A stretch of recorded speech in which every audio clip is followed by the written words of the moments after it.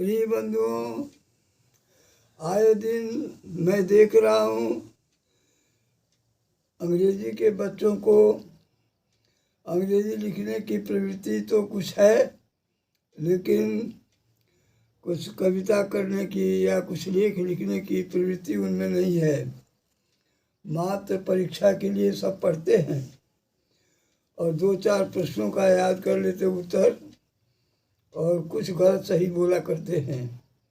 मैं इन विद्यार्थियों के लिए कुछ लिखा है कि आप कुछ है सत्य के बारे में अंग्रेजी के माध्यम से समझें। ट्रूथ क्या है और फेथ क्या है, यही मेरी कविता का शीर्षक है। ट्रूथ माने सत्य और फेथ माने विश्वास हुआ। ये दोनों क्या है, इसका स्वरूप क्या है, आप दोनों का पालन करेंगे और अंग्रेजी की कविता में सुनकर अभ्यास भी कुछ करेंगे सच्चाई की ओर लिखने का।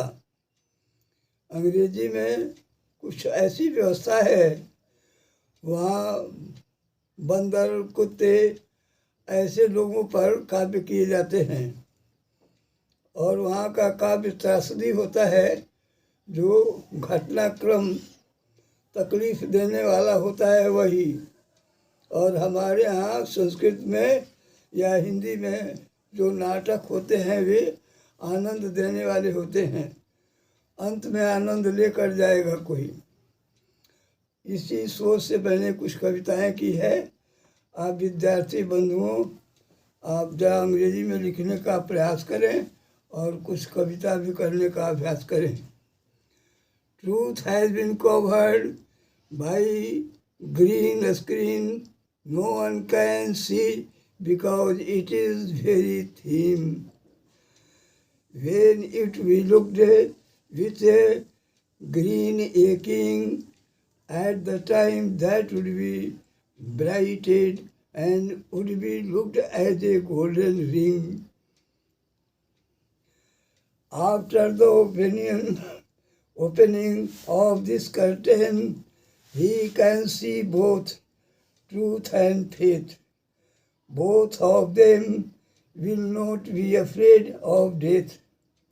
They are meant as a milk, but seen as a brighted, without having body, may be seen burning lighted.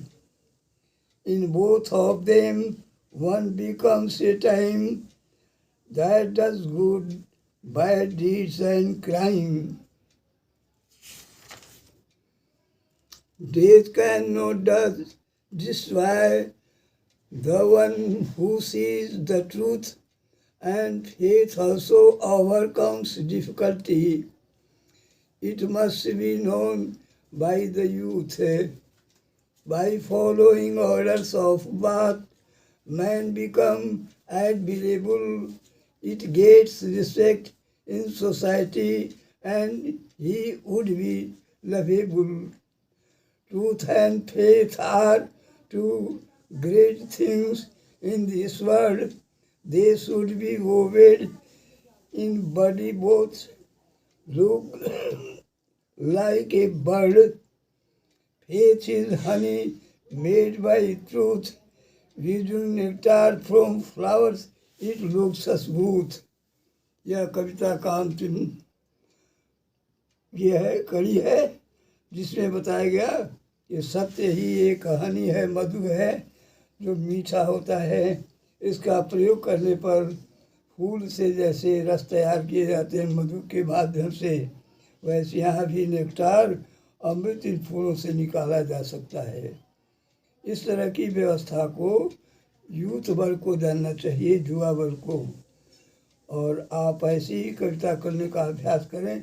मैंने भी खींच खांच कर किसी तरह से अपनी अयोग्यता में ही कुछ करने का प्रयास किया है। श्रम के लिए आप क्षमा करेंगे, भूल चूक हो उसके लिए आप ध्यान न देंगे।